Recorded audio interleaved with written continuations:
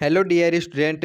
स्वागत है आप सभी का हमारे YouTube channel inspire physics classes पर। दोस्तों आज हम आपके लिए लेकर के आ गए हैं फिर से एक फिजिक्स की बहुत ही अच्छी वीडियो। इसके अंदर अपन करेंगे तरल यांत्रिक यानी फ्लड मैकेनिक के सभी रिमेनिंग क्वेश्चन है। दोस्तों इससे पहले हमने आपको 2 वीडियो करवा दी है, उसके अंदर जो पहले वाले 40 क्वेश्चन है उसको हमने डिस्कस कर लिया है। और आज का दोस्तों जो वीडियो है इसके अंदर अपन करेंगे 41वें क्वेश्चन से आगे के सभी क्वेश्चन। तो शुरुआत करते हैं इस वीडियो की और देखते हैं 41वां क्वेश्चन है। 41वें क्वेश्चन में आपको पूछा गया है कि नदी में जल धारा का वेग सभी जगह समान होगा, मध्य में ज़्यादा व किनारों पर कम होगा, या मध्य में कम व किनारों पर ज़्यादा होगा, या एक किनारे से दूसरे किनारे तक बढ़ता है। दोस्तों इस क्वेश्चन में आपको क्या पूछा गया है कि जब दोस्तों हमारी कोई नदी है उसके अंदर वाटर फ्लो करता है तो आपको बताना कि किस स्थान पर वाटर की यानी जो वेलोसिटी होती है वो मैक्सिमम होती है और किस स्थान पर वाटर की वेलोसिटी मिनिमम होती है। दोस्तों इसका राइट आंसर जाएगा ऑप्शन नंबर बी वाला। याद रखना दोस्तों हमारा जो वाटर होते हैं उसकी वेलोसिटी मध्य में तो हमारी अधिकतम होती है, और दोस्तों ये जो किनारे होते हैं किनारों पर इसकी वेलोसिटी मिनिमम होती है। दोस्तों किनारों पर कम क्यों होती है? क्योंकि दोस्तों अपन जानते हैं जल के लिए दोस्तों जो आसंजन बल का मान अधिक होता है, यानी दोस्तों यह किसी भी यानी ठोस सतह को गीला करता है। तो दोस्तों इसके लिए आसंजन बल यानी एडेसिव फोर्स का मान अधिक होने के कारण इसकी सतह के नज़दीक दोस्तों इसके जो विपरीत बल होता है, एक स्पर्शीय रेखीय विपरीत बल उत्पन्न होता है, दोस्तों इसका मान अधिक होता है। इसके कारण किनारे पर इसकी वेलोसिटी का मान कम होता है। तो दोस्तों इसका राइट आंसर जाएगा ऑप्शन नंबर बी वाला। यानी नदी में जल धारा का जो वेग होता है वो मध्य में तो ज़्यादा होता है और जो दोस्तों किनारे होते हैं किनारों पर कम होता है। तो इसका जो राइट आंसर जाएगा वो जाएगा ऑप्शन नंबर बी। अब देखते हैं आपके लिए नेक्स्ट क्वेश्चन है। हमारा जो 42वां क्वेश्चन है इसके अंदर पूछा गया है कि जल के ताप में वृद्धि करने पर श्यानता। दोस्तों इस क्वेश्चन में आपको बताना कि हमारा कोई वाटर है, यदि इसके टेम्परेचर को इंक्रीज करेंगे तो आपको बताना कि इसकी विस्कोसिटी यानी श्यानता किस प्रकार से चेंज होगी। तो दोस्तों याद रखना हमारा एक वाटर होता है एक गैस होता है, इन दोनों के लिए दोस्तों अलग अलग क्वेश्चन पूछा जाता है। जब दोस्तों अपन टेम्परेचर को इंक्रीज करते हैं तो दोस्तों हमारे जल की जो इस विस्कोसिटी होती है या श्यानता होती है उसका मान तो डिक्रीज हो जाता है, बल्कि दोस्तों हमारे गैस की जो विस्कोसिटी है वो टेम्परेचर के बढ़ाने के साथ साथ बढ़ जाती है। और दोस्तों एक क्वेश्चन प्रेशर के साथ भी पूछा जाता है, तो प्रेशर के लिए भी इन बातों को नोट कर लें। यदि दोस्तों अपन प्रेशर को इंक्रीज करते हैं तो दोस्तों द्रव्य की जो हमारी विस्कोसिटी है वो तो इंक्रीज हो जाती है, लेकिन गैस की विस्कोसिटी पर दाब का कोई प्रभाव नहीं पड़ता। दोस्तों एक क्वेश्चन 3 प्रकार से पूछे जाते हैं, तो इन तीनों बातों को नोट कर लें। जब टेम्परेचर को इंक्रीज किया जाता है तो द्रव्य की विस्कोसिटी डिक्रीज होती है यानी कम हो जाती है, और जब टेम्परेचर को इंक्रीज करते हैं तो गैस की विस्कोसिटी भी बढ़ जाती है, यानी दोस्तों द्रव्य की कम होती है गैस की बढ़ती है। लेकिन दोस्तों यदि प्रेशर को इंक्रीज कर देंगे यानी दाब को अपन बढ़ाते हैं तो द्रव्य की विस्कोसिटी तो बढ़ती है लेकिन गैस की विस्कोसिटी पर कोई प्रभाव नहीं पड़ता है, यानी इफेक्ट नहीं पड़ेगा इस पर। तो इस प्रकार से दोस्तों हमें पूछा गया है कि जल के ताप में वृद्धि करेंगे, तो दोस्तों मैंने आपको बताया कि जल के लिए यदि ताप में वृद्धि करते हैं तो इसकी विस्कोसिटी में कमी आ जाएगी। तो इसका राइट आंसर जाएगा ऑप्शन नंबर बी वाला। यानी ताप में वृद्धि करने पर द्रव्य की विस्कोसिटी यानी श्यानता का मान घट जाएगा। तो इसका राइट आंसर जाएगा ऑप्शन नंबर बी। अब आपके लिए नेक्स्ट क्वेश्चन है। हमारा जो 43 क्वेश्चन है इसमें क्या पूछा गया है कि गर्म वायु का श्यानता गुणांक होगा। दोस्तों इस क्वेश्चन में आपको क्या बताना है कि हमारा जो गर्म वायु है इसकी विस्कोसिटी, जो हमारा कोफिशिएंट ऑफ विस्कोसिटी है वो आपको बताना है कि ठंडी वायु की श्यानता के से अधिक होगा, या ठंडी वायु की श्यानता गुणांक से कम होगा, या इसके समान होगा, या कम अथवा ज़्यादा हो सकता है। दोस्तों इसका जो राइट आंसर जाएगा वो जाएगा ऑप्शन नंबर ए वाला। क्योंकि दोस्तों मैंने आपको बताया कि तो गैस की यदि विस्कोसिटी यदि अपन दोस्तों इसका टेम्परेचर बढ़ाएंगे तो इसकी विस्कोसिटी भी बढ़ेगी। तो यानी कि दोस्तों गर्म वायु की जो विस्कोसिटी होगी वो ठंडी वायु से अधिक होगी, यानी इसका टेम्परेचर अधिक है तो इसके जो कोफिशिएंट ऑफ विस्कोसिटी होगा यानी श्यानता गुणांक हो जाएगा वो भी हमारा ठंडी वायु से अधिक हो जाएगा। तो इसका राइट आंसर जाएगा ऑप्शन नंबर ए। एंड दोस्तों मैंने आपको बताया कि यदि अपन टेम्परेचर को बढ़ाएंगे गैस के लिए तो इसका श्यानता भी बढ़ जाती है, तो ठंडी वायु से जो श्यानता गुणांक होगा वो गर्म वायु का अधिक होगा। तो इसका राइट आंसर जाएगा ऑप्शन नंबर ए। अब आपके लिए नेक्स्ट क्वेश्चन है। हमारा जो 44वां क्वेश्चन है इसमें क्या पूछा गया है कि एक अच्छे स्नेह के लिए होना चाहिए। दोस्तों आपको बताना है कि आपके पास कोई एक लिक्विड है। दोस्तों आपको बताना है कि ऐसा लिक्विड कौन सा होगा जिसके अंदर हम यानी बहुत आसानी से तैर सके, यानी दोस्तों अच्छा स्नेह को जिसे आसानी से तैर सके, उच्च शांता वाला, कम शांता वाला, मध्यवर्ती शांता वाला, उच्च घनत्व वाला। दोस्तों इसका राइट आंसर जाएगा ऑप्शन नंबर ए वाला। यानी कि दोस्तों यदि किसी लिक्विड की यानी कोई द्रव्य की यदि श्यानता अधिक है तो दोस्तों अपने हाथों से यदि दोस्तों इस पर इधर फोर्स लगाएंगे तो दोस्तों इसमें जो प्रतिक्रिया बल होगा वो अधिक उत्पन्न होगा, क्योंकि दोस्तों यानी कि यदि इसकी श्यानता का मान अधिक होगा यानी कि इसमें जितना अधिक गाढ़ापन होगा दोस्तों उसके अंदर उतना ही यानी प्रतिक्रिया बल लगेगा और दोस्तों अपन उसमें इतना ही आसानी से तैर सकते हैं। तो इस प्रकार से इसका राइट आंसर जाएगा ऑप्शन नंबर ए वाला, यानी जिसकी उच्च श्यानता होगी वही एक अच्छा स्नेहक होगा, यानी अच्छा एक तैरने वाला यानी लिक्विड होगा, उसके अंदर तैरना आसान होगा। तो इसलिए इसका राइट आंसर जाएगा ऑप्शन नंबर ए वाला, यानी एक अच्छे स्नेहक के लिए उच्च श्यानता होना चाहिए। अब आपका नेक्स्ट क्वेश्चन है, हमारा जो 45वां क्वेश्चन है इसमें पूछा गया है कि तीन पात्र ए बी व सी क्रम से ग्लिसरीन जल केरोसिन तेल से भरे हैं, पात्रों को हिलाकर क्षैतिज टेबल पर रख दिया जाता है तो कौन सा द्रव सबसे पहले स्थिर हो जाएगा। दोस्तों इस क्वेश्चन में आपको क्या बताना है कि आपके पास दोस्तों तीन पात्र हैं, इन तीनों में पहले में ग्लिसरीन है, दूसरे में जल है और तीसरे में केरोसिन है। तो दोस्तों यदि इन तीनों को यदि हिलाकर एक साथ छोड़ दिया जाता है तो आपको बताना है कि पहला कौन सा स्थिर अवस्था में आएगा यानी ठहर जाएगा। दोस्तों जिसकी श्यानता का मान अधिक होगा वह पहले अधिक ठहर जाएगा, क्योंकि दोस्तों उसको अपन जानते हैं जितना अधिक गाढ़ा द्रव होता है दोस्तों उसके अंदर घुमाएंगे तो दोस्तों उसकी दो परत होंगी, उनके सतह के मध्य अधिक यानी घर्षण बल लगता है यानी अधिक प्रतिक्रिया बल लगता है। तो उस बल के कारण क्या होता है कि जितना गाढ़ापन यानी द्रव वाला द्रव होगा, जिसकी अधिक श्यानता वाला द्रव होगा वह पहले स्थिर अवस्था में आ जाएगा। और हम जानते हैं दोस्तों ग्लिसरीन की जो श्यानता होती है वो जल एवं केरोसिन तेल से अधिक होती है, तो हमारा जो ग्लिसरीन होगा वो पहले स्थिर हो जाएगा। तो इसका राइट हो जाएगा ऑप्शन नंबर ए वाला। तो इसका कारण क्या है कि ग्लिसरीन की श्यानता सबसे अधिक होती है, इसके कारण यदि यही हमारा सबसे पहले स्थिर हो जाएगा तो इसका राइट हो जाएगा ऑप्शन नंबर ए। अब आपके लिए 46वां क्वेश्चन है, हमारा जो 46 क्वेश्चन है इसमें क्या दिया हुआ है कि जल की बूंदे वायु में अत्यधिक ऊंचाई ऐसे गिरती है तो इसका अधिकतम वेग होगा। दोस्तों इस क्वेश्चन में आपको क्या बताना है कि आपको एक जल की बूंद है दोस्तों वो बहुत अधिक हाइट से नीचे गिर रही है, तो आपको बताना है कि इसकी जो वेलोसिटी का मान होगा यानी दोस्तों जो यहाँ पर पहुँचने का जो अंतिम वेग होगा वो आपको बताना है कि जो हमारी हाइट है इसके साथ किस प्रकार से निर्भर करेगा यानी किस प्रकार से इसके साथ चेंज होगा। तो दोस्तों याद रखना इसका राइट आंसर जाएगा ऑप्शन नंबर डी वाला, यानी एच पर निर्भर नहीं करेगा। दोस्तों इसका रीज़न क्या है, यानी दोस्तों यदि हमारी कोई छोटी बूंद है यदि यह किसी यानी वायु में यदि गिर रही है तो दोस्तों कुछ समय बाद क्या होगा, यानी पहले तो दोस्तों इसके नीचे ऊपर यानी भार लग रहा है यानी कि गुरुत्वाकर्षण बल लग रहा है, लेकिन दोस्तों जैसे जैसे नीचे गिरेगी इसकी वेलोसिटी का मान बढ़ता जाएगा। लेकिन दोस्तों अत्यधिक ऊंचाई होने के कारण यानी कुछ दूरी नीचे आने पर दोस्तों इसके अंदर ऊपर की ओर एक फोर्स लगने लगेगा, वो लगेगा हमारा उत्प्लावक बल, यानी दोस्तों वायु के अंदर यानी कोई अलग दूसरा मीडियम है तो इस वायु के कारण दोस्तों इसके ऊपर एक उत्प्लावन बल लगेगा, इसका मान धीरे धीरे बढ़ जाएगा। और दोस्तों कुछ समय बाद क्या होगा कि हमारा जो उत्प्लावन बल है वो इसके भार के बराबर हो जाएगा। तो दोस्तों उस कंडीशन के बाद में दोस्तों इसकी वेलोसिटी का मान हमारा नियत हो जाएगा, क्योंकि इस पर जो सभी यानी परिणामी बल है उसका मान जीरो हो जाएगा, यानी कि ऊपर और नीचे समान बल लग रहे हैं तो परिणामी बल जीरो होने के कारण वह समान वेलोसिटी से गति करने लग जाएगी, उसे बोलते हैं दोस्तों सीमांत बल। तो दोस्तों इस यानी यहाँ पर जो वेलोसिटी का मान है वो किसी प्रकार से चेंज नहीं होगा, यानी कि नियत वेग से गिर रही है। तो इस प्रकार से अपन कह सकते हैं कि यदि कोई भी वस्तु हो उसको अत्यधिक ऊंचाई से गिराएंगे दोस्तों यानी कि बहुत यानी लार्ज हाइट से गिराएंगे तो उसकी जो अंत पहुंचने पर जो वेलोसिटी का मान होगा वो एस पर निर्भर नहीं करेगा। तो इसका राइट आंसर जाएगा ऑप्शन नंबर डी। अब आपका नेक्स्ट क्वेश्चन है, हमारा जो 47 क्वेश्चन है इसमें क्या दिया हुआ है कि श्यानता ज्ञात करने की पाइजूली की विधि में किस भौतिक राशि का मापन अधिक यथार्थपूर्ण करना होता है। दोस्तों आपको बताना है कि हमारा जो पाइजूली की विधि है इसके द्वारा दोस्तों अपन श्यानता का मान ज्ञात करते हैं। दोस्तों आपको पता होना चाहिए इसका जो फॉर्मूला होता है वो होता है हमारा PR⁴ अपॉन में दोस्तों ये होता है L इंटू वी, यहाँ पर दोस्तों वी आयतन होता है। तो दोस्तों आपको बताना है कि इस विधि से यदि अपन श्यानता का मान निकालते हैं तो आपको बताना है कि ऐसी कौन सी यानी राशि है जिसका मान यदि दोस्तों आपको यानी कि यथार्थपूर्वक करना है, यानी बिल्कुल शुद्ध मान ज्ञात चाहिए, यानी थोड़ी सी भी अशुद्धि यानी नहीं कर सकते दोस्तों, वो होता है हमारा त्रिज्या।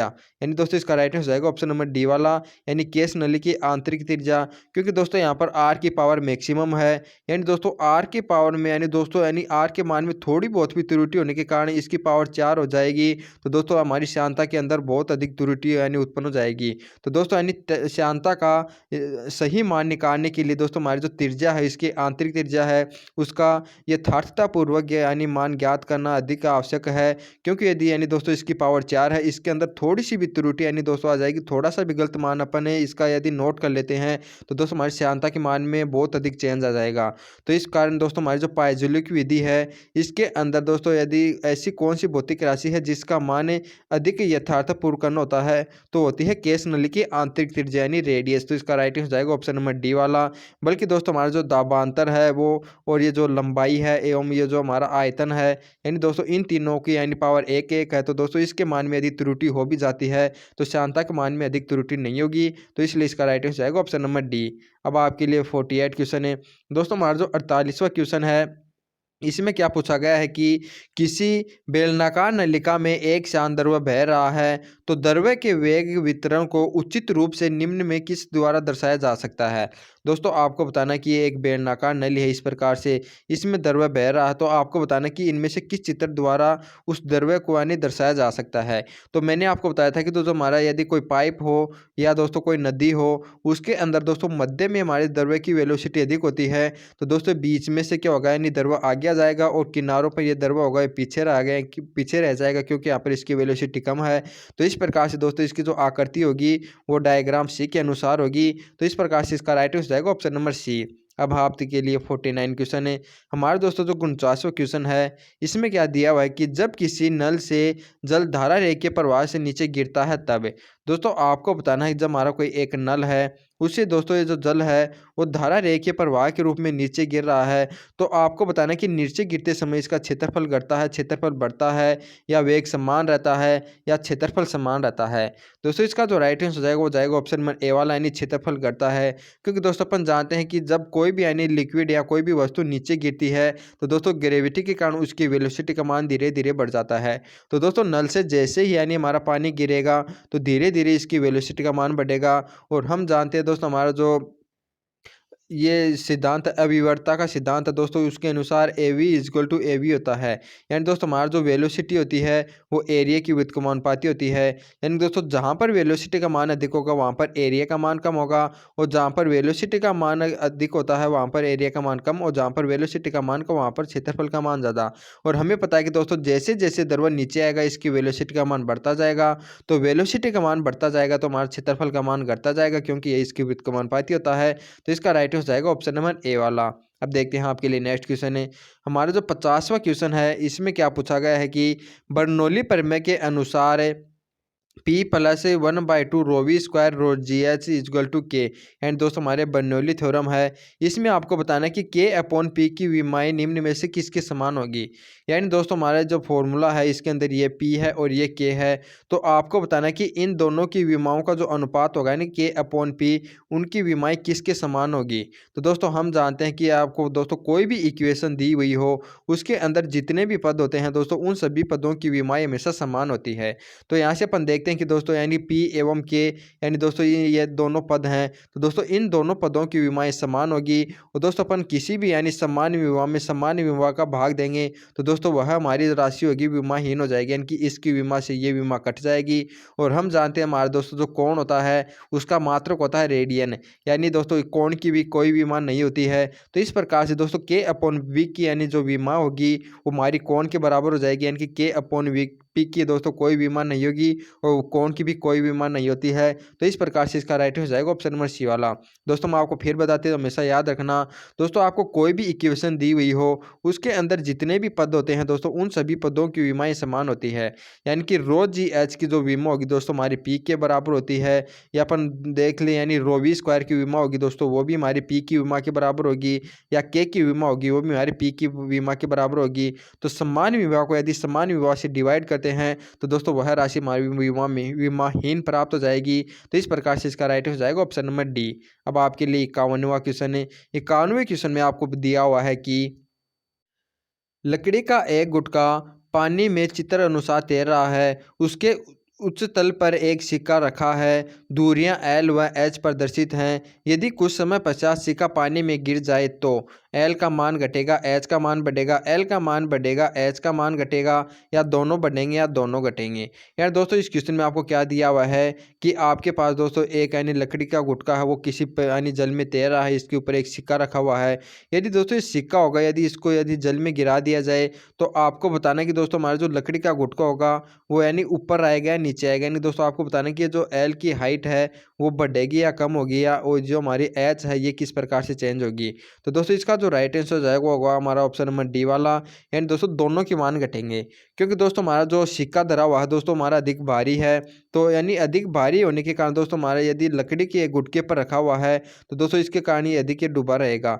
जैसे ही दोस्तों अपन सिक्के को यानी कि गिराकर नीचे गिरा देंगे तो दोस्तों हमारा जो लकड़ी का गुटका होगा इसके ऊपर से यानी भार कम के कारण ये ऊपर की ओर उठेगा। यदि ये ऊपर उठेगा तो दोस्तों हमारे जो एल का मान होगा वो कम हो जाएगा, यानी थोड़ा बाहर आ जाएगा। तो दोस्तों ये जो यानी बाहर आने के कारण जाहिर सी बात है एल का मान कम हो जाएगा। और दोस्तों अपन एच की बात करते हैं तो दोस्तों एच का मान भी कम होगा, क्योंकि दोस्तों यहाँ पर इसके ऊपर भार रखा हुआ था। यदि ये यहाँ पर भार रखेगा दोस्तों हमारा जो लकड़ी का जो घनत्व होता है दोस्तों सिक्के के घनत्व से कम होता है, तो इसके कारण ये ज़्यादा डूबा होगा। जैसे ही दोस्तों अब यानी सिक्के को यानी अपन अंदर गिरा देंगे तो दोस्तों यह कम ही आयतन को यानी कि घेरेगा। तो इसके कारण दोस्तों हमारा जो पानी होगा इसका सतह भी नीचे आ जाएगा। तो इस प्रकार से एल एवं एच दोनों के यानी सतह में यानी कम हो जी यानी एल एवं एच दोनों के मान में कमी हो जाएगी। तो इसका राइट हो जाएगा ऑप्शन नंबर डी, यानी एल व एच दोनों घटेंगे। अब आपका नेक्स्ट क्वेश्चन है, हमारा 52वां क्वेश्चन है। इसमें क्या दिया हुआ है कि किसी बीकर में रखे द्रव्य की कोई पिंड तैर रहा है, संपूर्ण निकाय चित्र अनुसार गुरुत्व के अधीन मुक्त रूप से गिर रहा है, तो द्रव्य के कारण पिंड पर उत्प्लावक बल होगा।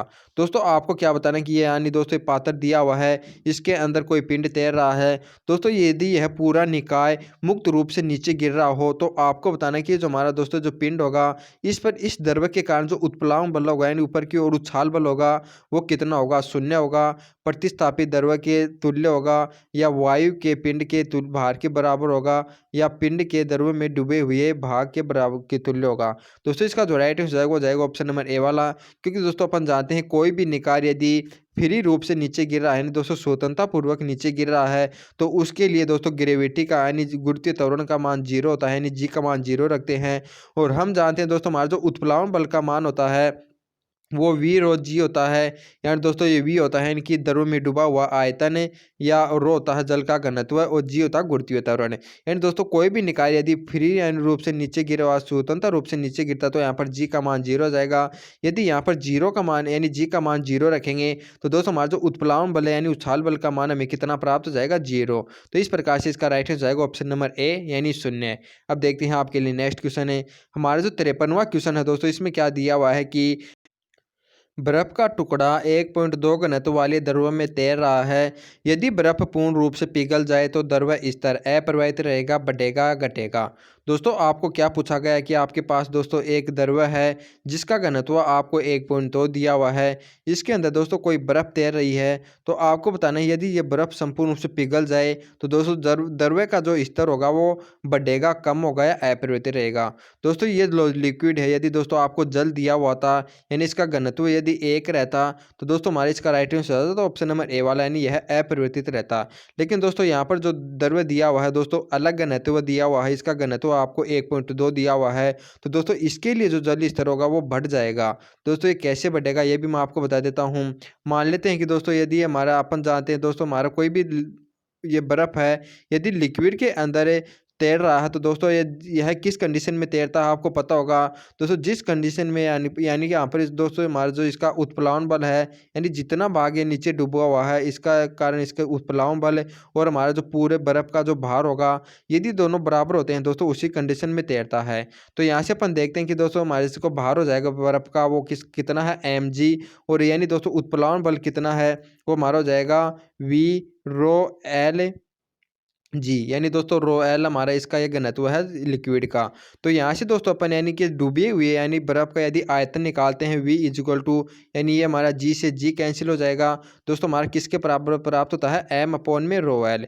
दोस्तों यदि हमारा जो बर्फ है ये पूर्ण रूप से यदि द्रव में यानी बदल जाता है तो उस समय यदि दोस्तों अपन इसका आयतन देखते हैं यानी आयतन इसका यदि स्मॉल है मान लेते हैं स्मॉल v बाद में, दोस्तों ये किसके बराबर हो जाएगा, द्रव्यमान बटे घनत्व है। दोस्तों उस यानी समय में हमारा जो घनत्व लिया जाएगा वो वाटर का लिया जाएगा, क्योंकि यह जो बर्फ़ होगा वो वाटर में चेंज हो रहा है।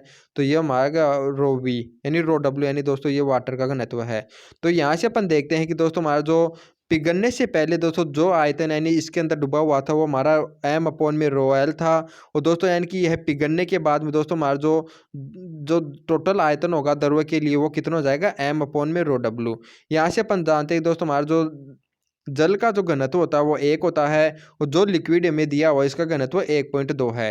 तो इसका मतलब क्या है कि दोस्तों इसका जो घनत्व कम है, तो पहले दोस्तों इसका जो यानी डूबा हुआ आयतन था वो कम था, यानी कि ये घनत्व ज़्यादा है तो आयतन कम है। और दोस्तों पिघलने के बाद में इसका जो आयतन हो गया वो अधिक हो गया। यानी दोस्तों यदि एक आयतन अधिक हो जाएगा तो यानी हमारा जो द्रव ऊपर चढ़ जाएगा। तो यदि दोस्तों आपको समझ में आ गया होगा, यानी बर्फ़ का जो घनत्व होगा दोस्तों यदि 1.2 घनत्व वाले द्रव में तैर रहा है, तो ये बर्फ़ पूर्ण रूप से पिघलने के बाद यानी जो स्तर होगा हमारे बढ़ जाएगा। तो इसका राइट आंसर जाएगा ऑप्शन नंबर बी। अब आपके लिए नेक्स्ट क्वेश्चन है, हमारा जो 54वां क्वेश्चन है, 54वें क्वेश्चन में क्या दिया हुआ है कि 3 एक समान पात्र समान ऊंचाई तक भिन्न भिन्न द्रव ए बी सी से भरे हैं। दोस्तों इन तीनों के घनत्व में आपको संबंध दिया हुआ है, तो आपको बताना है कि इसके आधार पर दाब क्या होगा। यानी दोस्तों आपके पास इस प्रकार से यानी 3 द्रव भरे हुए हैं ए बी सी। दोस्तों यानी कि जो हमारा जो ए का घनत्व है वो सबसे अधिक है। तो आपको बताना है कि यदि इन तीनों को समान ऊंचाई तक भरा जाता है तो यानी जो हमारा सतह पर यानी इसके पेंदे पर दाब होगा वो किसके लिए अधिक होगा। दोस्तों इसका राइट आंसर जाएगा ऑप्शन नंबर बी वाला, क्योंकि दोस्तों हम जानते हैं जो हमारा प्रेशर इज इक्वल टू होता है रो जी एच होता है, रो जी एच। यानी दोस्तों जिसके लिए यानी घनत्व रो का मान मैक्सिमम होगा उसी के लिए सतह पर प्रेशर अधिक हो जाएगा, क्योंकि एच का मान सभी के लिए बराबर है। तो हमें यानी दोस्तों ए के लिए घनत्व सबसे अधिक दिया हुआ है, तो प्रेशर भी ए के लिए अधिकतम हो जाएगा। तो इसका राइट आंसर जाएगा ऑप्शन नंबर बी। अब आपके लिए 55वां क्वेश्चन है, दोस्तों हमारा 55 नंबर का क्वेश्चन है। इसमें क्या दिया हुआ है कि विकसित प्रवाह का अभिलक्षण नहीं है। दोस्तों आपको बताना कि यदि हमारा कोई लिक्विड है उसका जो प्रवाह है दोस्तों वह धारा रेखीय न होकर विकसित प्रवाह है, तो आपको बताना कि ऐसा कौन सा गुण है जो विकसित प्रवाह में लागू नहीं होता है बल्कि धारा प्रवाह में लागू होता है। पहला दिया हुआ है कि क्रांतिक वेग से अधिक है। दोस्तों बिल्कुल सही है। विकसित प्रवाह होता है दोस्तों उसके अंदर जो वेलोसिटी का मान होता है वो क्रांतिक वेग से अधिक होता है। और दूसरा ऑप्शन दिया हुआ कि क्रांतिक वेग से कम है। दोस्तों इसका राइट आंसर जाएगा ऑप्शन नंबर बी वाला, क्योंकि दोस्तों हमारा जो यदि कोई भी यानी लिक्विड बह रहा है इसकी वेलोसिटी यदि क्रांतिक वेग से कम है तो दोस्तों हमारा जो ये फ्लो होगा ये हमारा धारा रेखीय फ्लो होगा यानी लाइनर फ्लो होगा। तो इस प्रकार से दोस्तों ये जो हमारा लक्षण है ये विकसित प्रवाह का नहीं है। तो इसका राइट आंसर जाएगा ऑप्शन नंबर बी। बल्कि दोस्तों हमारा जो अनियमित प्रवाह है यानी दोस्तों इस प्रकार से अनियमित प्रवाह यह भी विकसित प्रवाह का विलक्षण है। और दोस्तों यानी अणुओं का एक परत से दूसरी परत में, यानी दोस्तों यदि हमारा द्रव है ये इस परत के रूप में बह रहा है, यदि इस परत के अणु इस परत में जा रहे हैं इस परत की इस परत में, तो दोस्तों ये एग्जाम्पल में हमारा विकसित प्रवाह में होता है। यानी दोस्तों लाइनर यानी कि अंदर ऐसा नहीं होता है। तो इस प्रकार से इसका राइट हो जाएगा ऑप्शन नंबर बी। अब देखते हैं आज का अंतिम क्वेश्चन या इस टॉपिक का अंतिम क्वेश्चन है। इसके अंदर क्या दिया हुआ है कि अधिकतम उड़ान के लिए गेंद किस प्रकार से फेंकना चाहिए। दोस्तों आपको बताना कि यानी गेंद को किस प्रकार से घुमाया जाए कि वह अधिकतम ऊंचाई यानी दूरी अधिकतम ऊंचाई तक जा सके। दोस्तों यदि अपन गेंद को इस प्रकार से घुमाएंगे तो दोस्तों यहाँ पर यानी कि घूमेगी और यानी वी वेलोसिटी से जा रही है, तो दोस्तों घूम भी ऐसे रही है और ऐसे जा रही है। तो दोस्तों यहाँ पर वेलोसिटी का मान अधिक हो जाएगा और यहाँ पर दोस्तों ये घूमने के कारण वापस यानी वी वेलोसिटी एक तो इधर है एक इधर है। दोस्तों इन दोनों वेलोसिटी का मान यहाँ पर विपरीत होने के कारण यहाँ पर हमारा वेग का मान कम हो जाएगा। और हम जानते हैं दोस्तों जहाँ पर वायु का वेग अधिकतम होता है वहाँ पर प्रेशर कम हो जाता है। तो ऊपर प्रेशर दोस्तों कम होने के कारण जो यानी गेंद होगी ऊपर अधिक ऊंचाई पर उठेगी। तो इस प्रकार से इसका राइट हो जाएगा ऑप्शन नंबर ए वाला। यानी दोस्तों यदि अपन गेंद को इस प्रकार से घुमाएंगे तो यानी दोस्तों गेंद भी इसी डायरेक्शन में जा रही है और ऊपर यानी गेंद के घूमने के कारण भी यानी वायु की वेलोसिटी भी इसी डायरेक्शन में है और नीचे यानी दोस्तों इन दोनों का मान विपरीत दिशा में होने के कारण यानी यहाँ पर वेलोसिटी का मान मैक्सिमम हो गया। वेलोसिटी का मान मैक्सिमम होने के कारण प्रेशर भी यहाँ पर न्यूनतम हो जाएगा और न्यूनतम प्रेशर होने के कारण दोस्तों यानी वायुदाब के कारण ये अधिक ऊंचाई पर जाएगी। यदि दोस्तों अपन गेंद को इस प्रकार से घुमाएंगे तो दोस्तों यहाँ पर यानी कि ऊपर की ओर वेलोसिटी यानी विपरीत दिशा में होने के कारण यहाँ पर दोस्तों हमारा प्रेशर अधिक हो जाएगा, यहाँ पर प्रेशर कम होगा जिसके कारण यह अधिक ऊंचाई पर नहीं जा पाएगी। तो इस प्रकार से दोस्तों यदि अपन गेंद को एक के अनुसार घुमाएंगे तो दोस्तों हमारी यह अधिकतम उड़ान यानी तय करेगी। तो इसका राइट हो जाएगा ऑप्शन नंबर ए। दोस्तों इसी के साथ हमारा जो फ्लड मैकेनिक या तरल यांत्रिकी जो इंपॉर्टेंट क्वेश्चन है उनकी सीरीज दोस्तों कंप्लीट होती है। हम आपको मिलते हैं दोस्तों हमारे नेक्स्ट इंपॉर्टेंट यानी चैप्टर के MCQ के साथ। तब तक आप सभी को जय हिंद दोस्तों।